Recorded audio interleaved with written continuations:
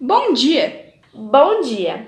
Hoje no jornal Implemento Rural falaremos sobre dois equipamentos utilizados no meio rural, sendo eles a semeadora adubadora de cereais e a enxada rotativa. Passaremos agora para a repórter Luísa, que irá nos explicar melhor sobre ambos os implementos. Olá, bom dia a todos! Estamos aqui no Instituto Federal de Santa Catarina, aonde podemos avistar as duas máquinas da qual iremos falar hoje. As enxadas rotativas são destinadas ao preparo ou cultivo do solo e possibilitam que o preparo seja executado em uma única operação, podendo ser ela a preparação de canteiros ou até mesmo a adubação do solo.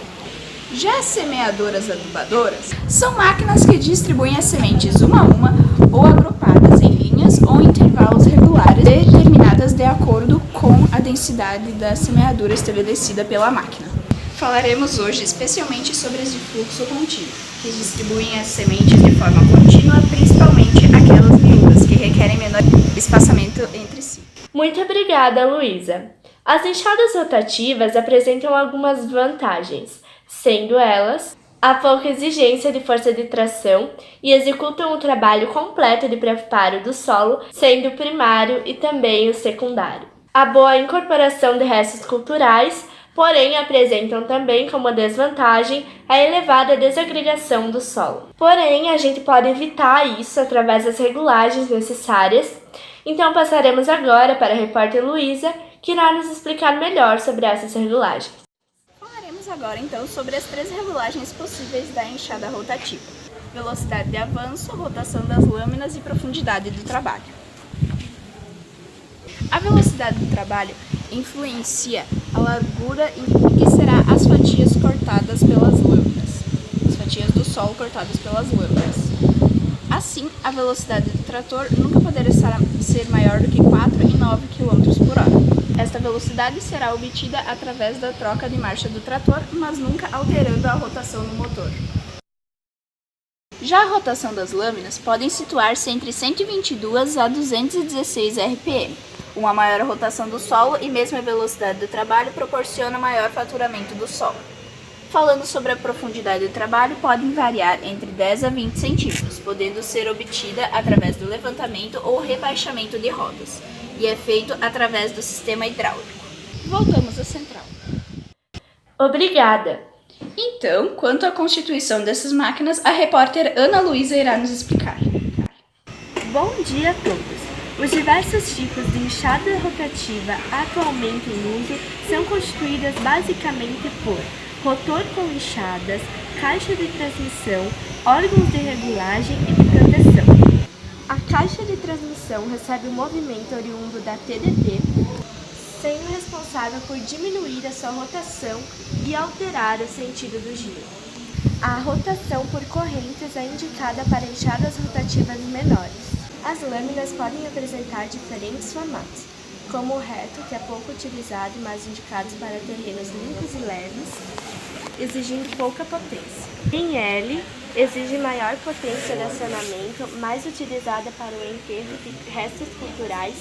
É desvantagem o fato de alisarem o solo. Já a placa de impacto tem por função principal variar o tamanho dos torrões cortados pelas lâminas. Um maior ou menor fraturamento do solo pode ser obtido regulando-se a abertura da placa de impacto. Quanto mais aberto encontrar-se esta placa, menor o impacto do solo contra ela. As rodas ou patins têm a finalidade de controlar a profundidade de trabalho. O dispositivo de segurança são utilizados para proteger a transmissão contra choques e sobrecargas provocadas por raízes, tocos e outros obstáculos do terreno. A tensão das molas é regulada de maneira que as partes desliguem quando ocorrer uma sobrecarga além dos limites de resistência. Obrigada pela atenção, voltamos à central.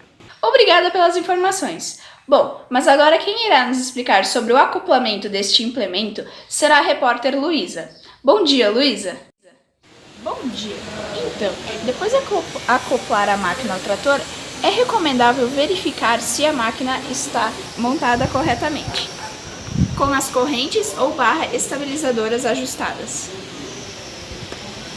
O equipamento deverá ficar nivelado em relação ao trator, e por questão de segurança é muito importante que desligue o motor antes de realizar qualquer serviço ou ajuste de manutenção. O eixo formado pela horizontal no cardan não deve ultrapassar os 40 graus, e em posição de trabalho entre 10 e 15 graus se o ângulo for muito grande. Quando utilizados no controle de plantas daninhas em culturas anuais, as enxadas rotativas podem trabalhar centralizadas, isto é, laterais em relação ao trator, penetrando sobre a copa das plantas da cultura. Quanto ao acoplamento, era isso. Obrigada, voltamos a central. Muito obrigada pela disponibilidade em gravar para o nosso jornal Implemento Rural. Agora falaremos a respeito da manutenção desse tipo de implemento. Bom dia! É importante ressaltarmos que uma ideal manutenção das enxadas rotativas irá ter o equipamento uma maior vida útil, além de que tenha baixos custos de utilização e de que haja menos contratempos durante toda a operação. Essas manutenções podem ser divididas em diárias, preventivas ou de conservação. Diariamente, devemos verificar as lâminas, substituir aquelas que estiverem muito desgastadas e ainda reapertar as que estiverem muito soltas, além de limpar as articulações e rolamentos. Antes também deve-se engraxar os pinos graxeiros. E para prevenir qualquer problema, devemos ao final da utilização do equipamento lavá-lo. Além de que as peças desgastadas ou danificadas devem ser substituídas. E o óleo da caixa de transmissão deve ser verificado. O equipamento deve ficar em um local seco, protegido do sol e da chuva, longe de fertilizantes e animais domésticos. É interessante também que ele seja sempre apoiado em um tijolo ou um toco de madeira, para que assim as lâminas não fiquem em contato direto com o sol. É importante também, algumas vezes, ela ser coberta por uma camada de graxa fina, óleo ou qualquer tipo de anticorrosivo. Obrigada, voltamos à central. Agradecemos a todos os repórteres que abordaram aqui em nosso programa sobre as enxadas rotativas. Falaremos agora sobre a semeadora adubadora de cereais, que consiste em colocar a semente no solo para que encontre condições favoráveis no solo para o seu desenvolvimento. Ela também controla os fertilizantes, abre os sulcos para os fertilizantes e as sementes, fecha os sulcos e até mesmo corta a palha. E mantém também o espaçamento adequado entre linhas.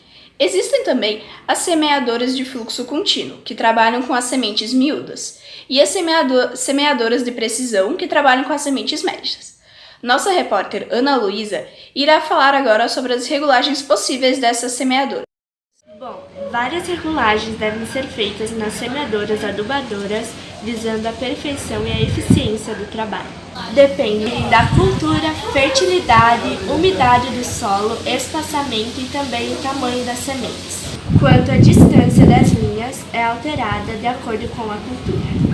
A quantidade da adubo a ser utilizada deve ser muito bem analisada, baseando-se na análise química do solo e também da cultura. Coloca-se adubo no depósito e se dá um número de voltas na primeira roda motora e coleta-se então o adubo distribuído. É possível calcular a quantidade de adubo a ser distribuída por metro. A quantidade de sementes é alterada trocando-se as regulagens ou os discos. A quantidade depende do tamanho dos furos, das engrenagens e dos discos. Porém, para cada tipo de semente, normalmente é um jogo de discos com furos adequados, como a gente pode ver aqui.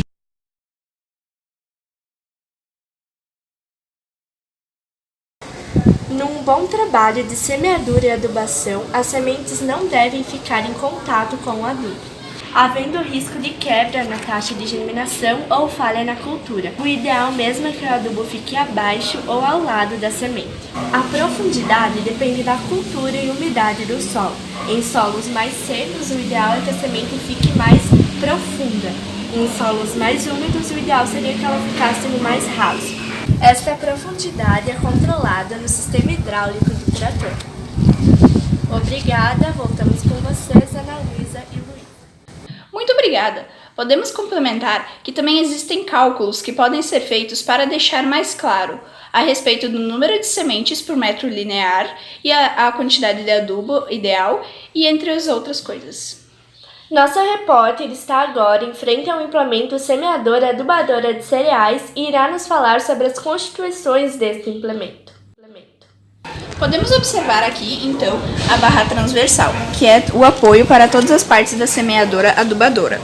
E é nela que estão os conjuntos de distribuição de sementes e de adubo.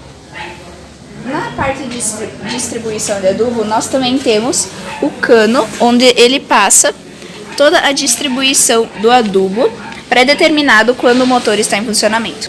O marcador de linha permite facilitar o serviço da semeadura, mantendo o espaçamento pré-definido entre as sucessivas passadas da máquina na área. Os discos, eles cortam a palha. Os mais utilizados são os lisos. E quanto maior seu diâmetro, maior é a força necessária para que ele penetre no solo. Quanto ao disco duplo ou haste, podemos ressaltar que a abertura de sulcos é realizada através dos sulcadores, que podem ser discos duplos e hastes. A maior profundidade de trabalho das hastes, em relação aos discos duplos, causa mobilização mais intensa de solo e exige maior esforço de tração e potência dos tratores. A função das rodas de profundidade é regular a profundidade com que as sementes são depositadas no solo. Elas são constituídas de pinos com numeração, sendo assim você pode regular ele mais para baixo ou mais para cima. Na parte posterior da semeadora-adubadora fica a roda compactadora, que é ela que, após a semente ser colocada no solo, faz a pressão que compacta o solo novamente, restabelecendo o fluxo de água. Ela pode ser de borracha ou de ferro, lisa ou ranhurada, com saliência ou alívio na parte central. Rodas em formato de V são mais utilizadas. O ângulo deve ser ajustado de forma com que a quantidade recomendada de solo seja adequado para as sementes. Os dosadores, eles são movidos através de um sistema de engrenagens, a movida e a motora, que é o caso desta máquina, que são acionados pela roda de tração. Voltamos à central. Muito obrigada! A repórter Luísa agora está na presença de uma técnica, que irá nos explicar melhor a respeito do acoplamento deste implemento. Bom dia! Bom dia, então. Ana, será que você então poderia nos explicar a respeito do acoplamento? Sim, todo o equipamento é constituído por um sistema de engate e acoplamento, e também pela estrutura, levantamento, transporte, acionamento e transmissão.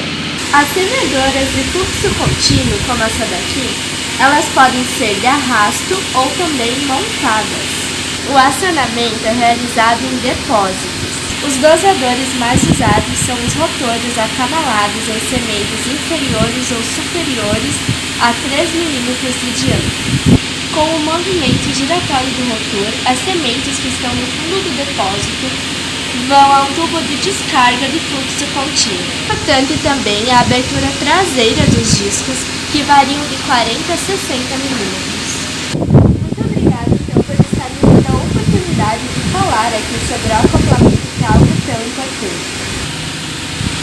Muito obrigada a você, então, por este repasse de conhecimento para todos os nossos telespectadores. E para finalizarmos, mostraremos 2 exemplos ilustrativos de acidentes que podem acontecer se não tomarmos cuidados com estes equipamentos. Vale lembrar que estamos lidando com máquinas e todo cuidado é pouco.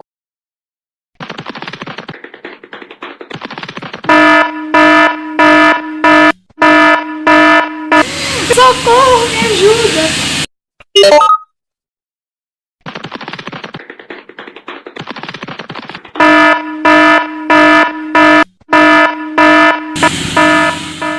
Nosso jornal vai se encerrando por aqui. Procuramos deixar de uma forma que possibilitasse o fácil entendimento do assunto. Obrigada por nos assistir até o prezado momento. Bom dia a todos. Bom dia.